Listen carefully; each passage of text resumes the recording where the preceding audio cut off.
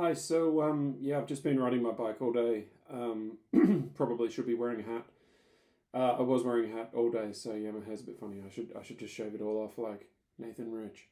And if you've clicked on this video, you know this is about Nathan Rich and his claim to be a millionaire. So YGZ Taiwan, Lewis made a video about this, and I think he did a really good job at just talking about Nathan Rich in terms of his claims as contrasted with his income from YouTube, which I think was at least £35,000. So if we just take a very blank estimate, a conversion of pounds to RMB, you'd say that was in excess of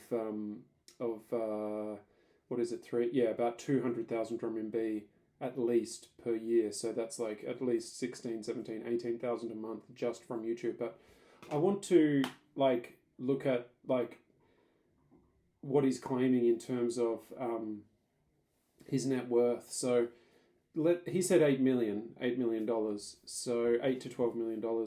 So if we take 8 as the basis, we can convert that to 8 times, we'll just say 6.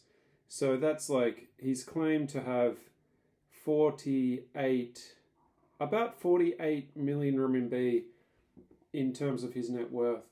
So the first thing I thought, I got a message from someone about this video, and the first thing I thought when I heard about this, the first thing I thought was, why would he tell anyone? I've got much less money than he purports to have, but I feel nervous. I just feel nervous when I ride my bicycle past the tax office, or I worry about going back to Australia and what the tax implications might be, and so on. And I just wonder why he would sort of do that. But I wanted to also just talk about exactly how much money he's talking about having. So 48 renminbi, let's just say that money generates about 5% a year or 6% a year, which is a pretty conservative figure. That's probably not even keeping up with inflation. But let's just do that. 48 million plus 6% or plus 5%. Okay, so that gives us 2.8 million renminbi a year. So 2.8 million RMB a year divided by 12 equals about 230,000 RMB a month. So he's claiming to have, income of that much money. And that is a huge amount of money. It is an enormous amount of money. So, yeah, I mean, if he really did have that amount of income, passive income, and that's on the shallow end. I mean, of what he sort of said, it could be up to 12 million. So that's quite a difference. I wonder how. I mean, sometimes people sort of say, well, you've got between. Oh, I bought this shirt earlier. Is that a sticker on the extra large? Yeah. Is that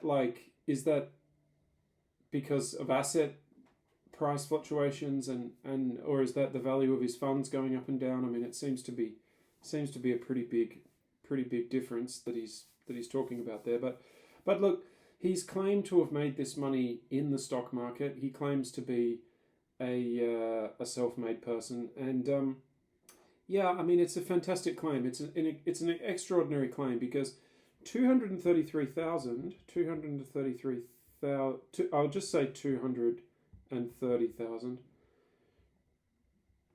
So that means that he could spend 7,000 renminbi every day, and that is an enormous amount of money. Like, if you think about how could he do that? Like, how could he do that? How could he spend that much money every day? And yeah, it's such an enormous amount of money that he claims to have, and it makes me wonder, like, why is he living in China? Why is he living in the lifestyle that he's living in? Like, why is he living in an apartment like the one he's living in? I mean, look, I'm a pretty humble guy. You know, I've got the IKEA. I've obviously got a lot less money than he claims to have, but you know, I've got the IKEA furniture, and I've got the old iPhone and all this kind of stuff. If I had that kind of income, I would have a more expensive home. I would rent a more expensive and expansive apartment. Like I would. I wouldn't be ashamed about that. And I would also be going to lots of different places. I mean, I can't remember the last time Nathan Rich posted a video from Dubai or posted a video from Japan. I mean, he could literally be almost constantly traveling. I mean, he could be constantly traveling and staying in five-star hotels constantly. I mean, that's how much passive income he has.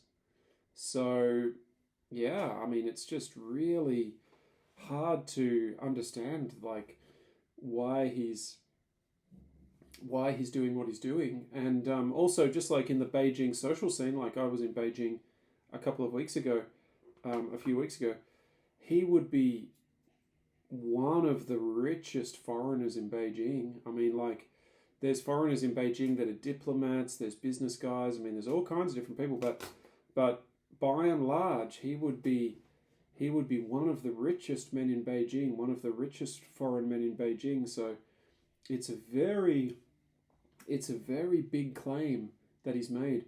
But I also wanted to talk about this because it's sad, you know, and look, he may very well have this much money. I doubt it, but he may very well have this much money. But if he doesn't, like, let's say that he is a fantasist, I just want to give him some financial advice. And you know, you don't need like 230,000 RMB a month passive income. I mean, it's a huge amount of money. Like I said, it's hard to imagine how anybody could spend anywhere near that amount of money. And what I would say to Nathan is, learn about compound interest, learn about the power of it. And one of the things that always amazed me, I wasn't really good at mathematics, you know, like I had to repeat, and I had a maths tutor and everything, and I didn't do the pre-tertiary mathematics like that most people were going to become an engineer or they were going to become a doctor or something like that. I did the one under it, and even doing the one under it, yeah, I guess it wasn't like a pre-tertiary or pre-university subject. I'm not sure. Maybe it was. I'm not sure. But yeah, I had to have a tutor to pass it, and I think I got to use like American terminology. I think I got like a B minus. I mean, no, I think we used that system as well. Yeah, I think I got a B minus or something, or a C plus. So I was really proud about that. But it was not easy, and I had to do it twice. And I think part of me, I just really wanted to impress my maths teacher, you know, like he was a cool guy. He was probably one of my coolest teachers. And I just liked him. I thought he was really great. And anyway, like one of the things I remember from that guy was when he talked about, and he had a cane. I remember he had a stick, like a walking stick. Yeah, and he'd been a relief teacher at my junior high school. But I remember when he told me about compound interest. I remember when he told me about car loans, and those things stuck with me. They really stuck with me. And like, look, I haven't like achieved millionaire status, millionaire dollar status like Nathan Rich. You know, I don't have $1 million. You know, I don't. I hope I will one day, but I don't now. And yeah, but look, when I was in my early 20s, I saved up. I bought a boat. I've always been pretty much independent since the age of about 17. Having said that, I'm not embarrassed to say that my mum and her husband gave me maybe $150 every 2 weeks until I was like 30 years old. I think they stopped it at 30, so I was a bit disappointed about that. But I think that was also just a way for them to care about me. But look, that was not enough for me to live, and I always sort of worked. I always looked after myself, and what I would say to anyone is, and what I would say to Nathan Rich is, saving 10,000 RMB, like Nathan Rich, you're in China, saving 10,000 RMB, it's not easy. It's not easy, and with your YouTube money, maybe you're doing some part-time teaching as well. it is really possible for you to become an incredibly wealthy person over a period of time. I mean, maybe not incredibly wealthy, but certainly financially independent. And I really hope you. I really hope you do it, man. Because, I mean, look, I've talked about this in other videos, but once you save 10,000 and you save that and you invest it, getting to 100,000 is not that difficult. And once you get to 100,000, you only have to do it a few more times, and the momentum of that money keeps building, keeps building, keeps building. Um, yeah, and then when you get to 1 million, you can do another million, and you really have turned your life around when you're getting up to those kinds of numbers. And I'm not talking about 48 million like Nathan Rich has talked about. I'm talking about millions of renminbi and just how transformative that can be, how incredibly transformative it can be.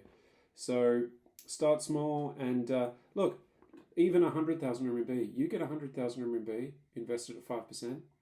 Now, let's say that you have that invested into different ETFs, exchange traded funds.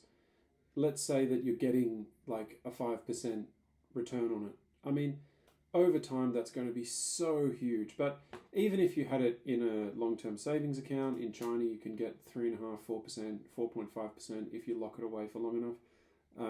A lot of funds pay 5 or 6%, so I think that's really realistic. But if you spend like maybe 3,000 a month, 3,000 a month on frivolous things, like things that you don't necessarily need, I mean, if you have 100,000 invested, that will give you, like, say 5,000. That will give you 400 RMB a month that you can then sort of say to yourself, well, I'm not spending 3,000 on frivolous things. I'm spending 2,600, and you get a few of those locked away, and guess what? All of your discretionary spending is paid for, and you can get it to the point where all of your discretionary funding and your rent is paid for and your food is paid for. You're living well, and all of the money that you're earning every time you leave the house, that's returning into the system. It's returning into your investments, and it's growing everything more and more and more. So if you watch Nathan Rich, and the reason that I mean it's sad, like opinions like Nathan Rich, that you can trick the stock market into becoming wealthy or something, or that there's a way to get wealthy fast. I mean, it sort of confirms poverty, because this gambler's mindset, it's really unfortunate. Like, if you want to invest in Bitcoin, if you want to invest in tech, there's funds for those things. I mean, funds are very safe. They protect retail investors, and particularly people on low incomes. Like, I would consider myself to be on a low income.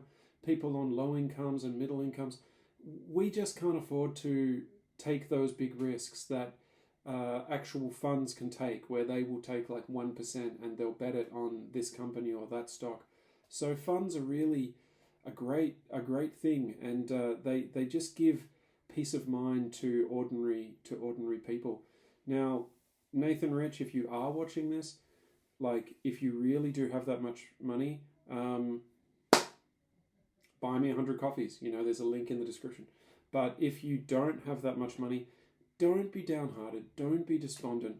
Your YouTube money alone, if that is invested wisely, if that is invested into funds and stuff, you will be like a very wealthy man in 5 to 10 years. And your YouTube hobby, you've got people who believe in you, so you should be putting out more videos. You should be putting out videos regularly. If you've got patrons like that, you should be, that's your job. They've given you a job. You should be putting out content like a lot. So yeah, that's all I wanted to say, and hope everybody's well.